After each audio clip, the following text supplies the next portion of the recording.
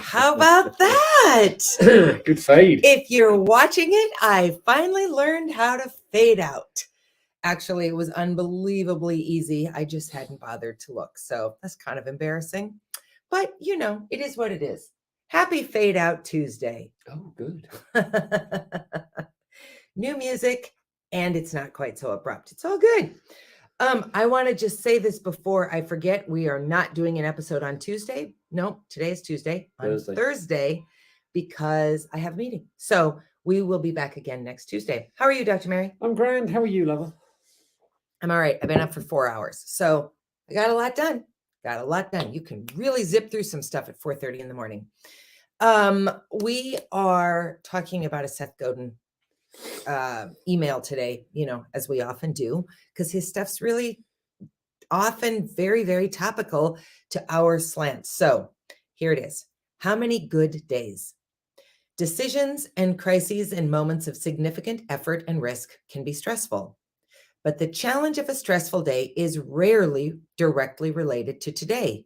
It's about tomorrow or years from now, which means that pushing your way through some critical choices now will probably pay off in far more good days later.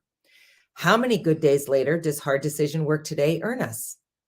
Stalling costs us more than we expect.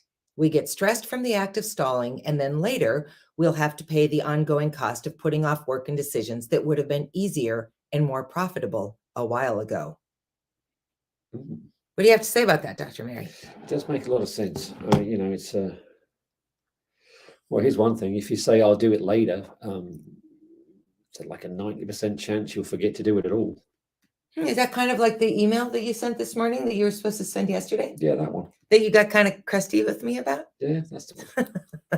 That's a great example. Thanks for bringing it that up. It is a great example. You're so welcome. No, Quinn said to me once when I was kind of getting after him in high school for not just responding to something, just do it in the moment. I said to him, I just don't understand why you wouldn't do it in the moment. And he said, Mom, nobody's like you. Nobody, like, what a gross understatement, but nobody thinks something and immediately does it. Here's my question to you, audience. Why not? Why would you want something to live on your brain and have to be continually pushed to the front of, don't forget to do this, don't forget to do this, don't forget to do this, when you could just take care of it in the moment and then delete it from your memory bank? Why is that, Dr. Mary? In your case, you're not terrible at it, but why is that? I don't know. I mean, this was actually I've got a lot better at doing this thing since I've been sober, but every now and then you go to, hey, you need to do that. Yeah. Reasonably late in the evening, I had a bit of an earache and I just thought I just can't be asked to do it. And I could have, it took 30 seconds. I should have just done it. So, Quinn does have a point, but life can be just tragically less stressful if you just do stuff. Then you don't have a to-do list because you're always doing stuff. I would like to point out a semantics issue. First of all, Ann Riley says, as Nike says, just do it. I couldn't agree more. Could not agree more, Ann. Why is it tragic for it to work? Only the English use tragically in that weird way, and the Irish. And the Irish Americans. Why would you say it that way? It's so bizarre. It doesn't make any sense. It makes perfect sense. No, it doesn't. Tragic is a bad thing. No, you're talking about something good. If the tragic truth of something is, it means that you actually knew you should have done that in the first place, and that's the tragedy. And Riley, perhaps you'd like to weigh in with your thoughts as an English American type. I don't know that you're an American citizen, but I know you were born in England. Makes perfect sense. I think it's very United Kingdom-y. Very Catholic is what you're trying to say. There perhaps is also we're all doomed, so let's do it anyway. Okay. Yeah. So I was particularly struck by this weekend because we've got just a person in our life who's struggling with some addiction issues, and this person is really trying to, I think, take that first big step forward, which is a scary step. Oh, it's a bad one. To say, not only do I finally acknowledge that I have a problem, but I acknowledge that I need help, which Yeah. is sort of a two-step thing. It's the hardest thing is just admitting there's something wrong. Yeah. That's Both whether you're the addict or the it person was certainly meant for around me, you. and everyone I've talked to in every AA meeting I've ever been to have said exactly the same thing. You know, and then, you know, in my case, I had a clear head because I was in a coma for a week to actually sit there and in a hospital bed when I worked out which way was up and thought, you know what, I really do need to do something about this. When you're stuck with your brain pulling you in different directions, that's tougher. Yeah. And, you know, this whole thing about, you know, act on it, do it now. So do it now as in admit you need help, because the sooner you do that, the sooner you get inner peace. Well, I guess it's the same idea as investing.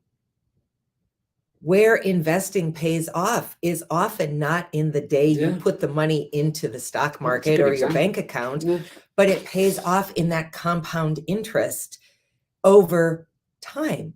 So if you hadn't had a nosebleed and you hadn't gotten sober, and now you were 2 years into sobriety, let's say, instead of 5.5, we would just be less further down the path than we are now. And, you know, I think if we just go back and look at Daily Dose, we launched that on your 3rd year soberversary.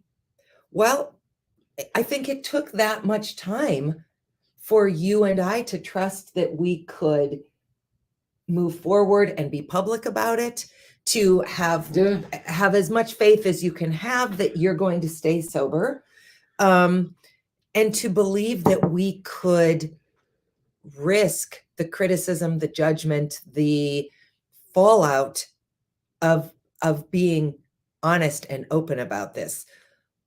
Well, we know that Daily Dose has made some substantial differences in many people's lives. So if you had not gotten sober when you did, who knows who else's life would be negatively impacted. And I don't want to overstate the value of Daily Dose, but you can't know. So even if you think making a big decision like admitting you have a problem, going to get help, deciding to stop a damaging or a bad habit, whatever it is, even if you think, well, who cares? It's just me. Chances are pretty good it's not just you who will be affected by this. I'm a happier, better person because you got sober. I learned some stuff. You came back. We got present, all those things. None of that could have happened without Maz making that first decision. Even if I had made some decisions, let's play this out differently. Let's say that I had decided decisions in crises and moments of significant effort and risk can be stressful, but the challenge of a stressful day is rarely directly related to today. Let's say I had decided enough, I'm leaving you. And I had actually packed up, moved out. We're now divorced and our lives, and you've gotten sober. You know what? I miss all of the benefit, all of the learning, all of the self-reflection that I did by staying with Maz and him making that decision. I'm not saying I wouldn't have learned other things, that we wouldn't have learned other things, that my life would be terrible. It would be different. I'm grateful it's not that. I kind of like it the way it is too. So overly, I don't know what I'm trying to say. It's fantastic. It's terribly fantastic. Terribly fantastic. Tragically fantastic. Tragically fantastic. But the truth is, I learned what I learned. I grew the way I grew because a decision was made in the middle of the night on February 1st, 2017. And so you just have to, I think, trust that you're making decisions for yourself and for other people, some of whom you may never know about. Yeah. What's Anne have to say? Anne says, I'm a list person, so manage my time doing what necessarily needs to be done in some sort of order. However, I sometimes have to deviate from the to-do list and take care of other things as the moment arises. I just do it. And yes, I am a naturalized citizen. Okay, thank you, Anne. Do you say things like that's just tragically fantastic? Would you say that? I'm curious to know. If not, you should. It's actually quite cool. Nope, you should not. It's bizarre. It's bizarre. That's like saying that baby is tragically beautiful. It doesn't make any sense. All right, back to the subject at hand. Duality of humanity. Oh yeah, Thank you for not saying man. Big M. I appreciate that. What else do you want to say to this, Dr. Mary?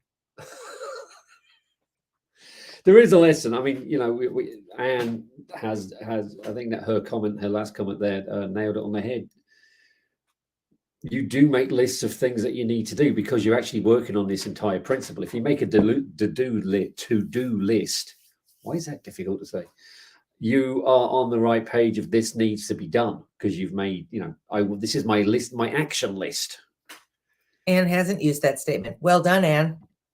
Okay, back to you. Sorry. Yet. Yeah.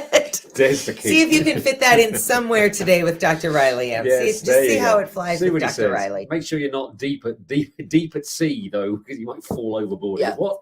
I believe they're back. Anyway, so it is, procrastination is terrible. It's everyone's worst nightmare, and this is a good example of how to de-stress your life. Something comes up, you do it. If you deflect, it only gets worse. If you hit it head on and just deal with it, it is a lot better. And I learned that in rehab. Okay, so I have a follow-up question for you, Dr. Mary. What if you do this? What if you're watching today, someone's watching and they think, fine, I've known for a while that I have a problem. I agree with all the times Maz has said, I don't think I deserve to get fixed, but listening to this, I think, well, maybe I need to get fixed for someone else. And I use fixed very loosely. You're not broken. Whatever. Need help. I need help. I need to change something in my life. And you try it and it fails. How do you come back from that? Do you think? God, history and society and urban myths are replete with statements to deal with that. Rabbie Burns, because we're going to a Scottish shindig, though neither of us are Scottish, but Dana does. I am a little. Well, yeah, I can tell. But I am. Well, you're a good-looking redhead. My grandma was Scottish. Yeah. Okay. Sure. Anyway. I used to live there. Stop. Anyway. Rabbie Burns said at first you don't succeed, try again. Fall down 7 times, stand up 8, Oh, it's Maz's platitudes that he loves to say. I don't know who said this, but that's all of them. I know who Rabbie Burns said that one. So we do know gratitude for that one. That's what you do. It's so blasé to say it. It's freaking tough. Falling down 7 times and standing up 8 is not easy. No. At first you don't succeed, anything. try again. Think of one. They're there in every culture. If what do you do when you find yourself walking through hell? Keep walking. I wrote to this person in our life and said that I believe that this person can get through this, but the important word in that sentence is through. There is no other way around. You have to go through it. We even had an entire daily dose. Gene Kranz's famous statement when Apollo 13 blew up, he told everyone to shut up and said, tell me what's still working, and let's go from there. That's right. If you want to make a change, what part of you still works, hang on to that, and that'll help you move on to the next step. Because even at your lowest point, something is still working. Yep. Even if all you can think is, you know what? If it's alcohol, my hands work well enough to open a bottle of liquor. If that's all you can think about is to have gratitude for having thumbs, that is something. It seems insignificant and silly, but it is something that is working. Try to not use them to open another bottle of alcohol, but they're working. And not everybody is blessed with that. Yeah, So I mean, use them that's to a great point. open a door handle to a treatment center or an AA meeting. Yeah. Yeah. And if Or you're to trying to dial find, if you someone. I can't guess you find don't an AA, I dial mean, you can people. just Google it. But if you're actually deciding you're on the cuff and you just aim for a church, you guarantee that there's a list on the door, or there might be one in progress. Yeah. Yeah.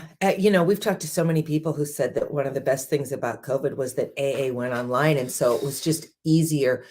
We've talked to guests who were so afraid to go into an AA meeting. It's not as scary maybe to do it online. So there was an interesting thing that happened with AA. I don't know if I've ever mentioned this. it's quarter after. So just this is very quick. There was a group of people that actually made a challenge to visit an AA meeting online in every state in America. Huh. And they did. And they came to they came to the one I was in North Dakota. And it was actually nice to just talk to someone. He said, well, I'm not new to the program. I've been sober 4 years. But he said, I'm in like Long Beach, California, and I'm doing an AA meeting per state. That's fantastic. So make an investment today for the future. You will never, ever, ever regret. Ever regret. The first step's terrible. Everyone puts it off. I did for years. Yeah. But that's the one that's important. Yeah. From that point on, it's just the tiniest bit easier. So have a great day. We won't see you on Thursday. We'll be back next Tuesday. See ya.